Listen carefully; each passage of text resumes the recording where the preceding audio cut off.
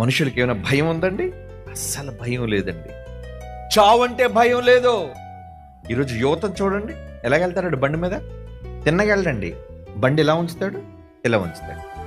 ఏమండి, పావు కేజీ మాంసం ఉండదు, ఈ 3 బట్టలు ఇప్పేస్తాడు. ఏంటి ఎంతోటి గొప్ప గుండెకే కనపడడానికి, ఎండిపోయిన గుండె.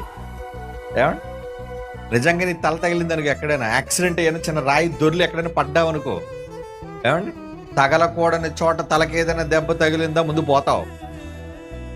ఒకవేళ అనుకోకుండా బతికినా ఏ కాలేజ్ అయ్యో పోయింది అనుకోండి, ఇక నువ్వు బండి ఎక్కడానికి, ఎక్సలేటర్ ముట్టుకోవడానికి, బ్రేక్ తొక్కడానికి కాలేది చెయ్యేది.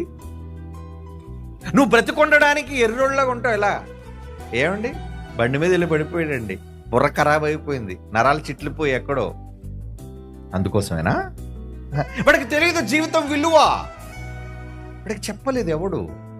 కనుక హెచ్చరిక చేస్తున్నప్పుడు వినాలి. పెద్దల మాట చద్ది మూట అంటారే, పరలోకపు తండ్రి అనే మీ తండ్రి మాట, ఈ మూట చద్ది మూట వద్దా మీకు?